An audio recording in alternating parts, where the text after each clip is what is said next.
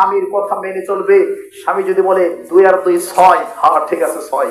স্বামী যদি বলে এখন দুপুর 12টা, জি ঠিক আছে দুপুর 12টা, তার মানে আল্লাহ আল্লাহর রাসূলের বিরুদ্ধে যায় না, কোরআন সুন্নাহর বিরুদ্ধে যায় না, এরকম যা বলবে সব মেনে নেবে।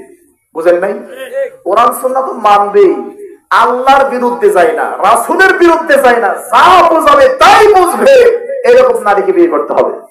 আমার কথা বুঝেন না আপনারা?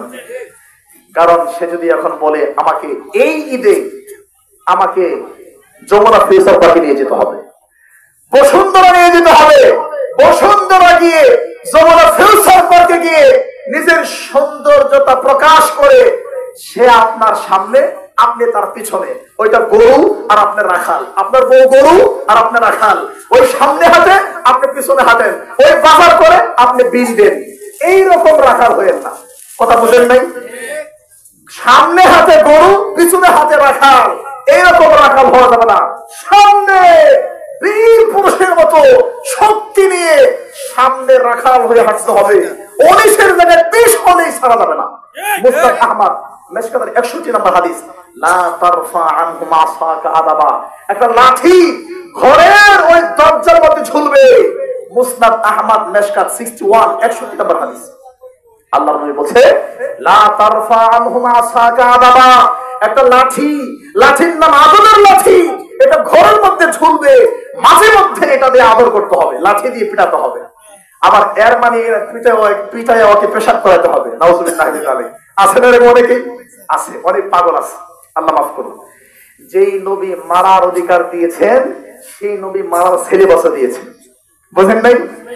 যেই নবী শাসন করতে বলেছেন তিনি শাসনের নীতিমালা বলে দিয়েছেন। দেখেন সহিহ বুখারীর হাদিস, রাসূল সাল্লাল্লাহু আলাইহি ওয়াসাল্লাম বলেছেন ইদা ফাতালা আহাদুকুম আখা, যখন তোমরা তোমার কোন ভাইকে শাসন করো, তার সাথে যুদ্ধ করো, মারামারি করো, ফালইয়াজতানিবিল ওয়াজহা, বলেও তার চেহারায় মারবে না। যখন তাকে মারবে, শাসন করবে, চেহারার মধ্যে মারা যাবে না।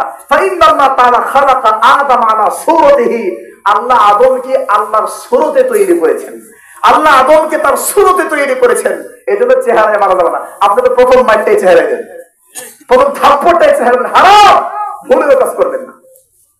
রাসূল সাল্লাল্লাহু আলাইহি ওয়াসাল্লাম বলেন আনতুতাইমাহা ইযা তুইমতা, তুমি যেই মানের খাবে তাকে সেই মানের খাবার খাওয়াবে। আপনি রেস্টুরেন্ট থেকে কালো ভোনা, গরুর কালো ভোনা দেখাই আসছেন, আর ওরে সেপা ভর্তা সবজি বোতলে ঘরেতে খাওয়াচ্ছেন, হারাম, এই কাজ করা যাবে না। অর্থাৎ সোহা ইদাক্তা সাইতা, যেই মানের কাপড় আপনি পরবেন তাকে সেই মানের কাপড় পরাতে হবে। আপনি যমুনা ফিউচার পার্ক থেকে 3000 টাকা দিয়ে শার্ট কিনেছেন আর ওরে 300 টাকার থ্রি পিস কিনে দিয়েছেন, হারাম, এটা যাবে না। ওয়ালা তাদরিবিল ওয়াজহা, শাসন করতে হবে, তবে তার চেহারায় মারা যাবে না। ওয়ালা তুকাব্বি, তাকে গালিগালাজ করা যাবে না।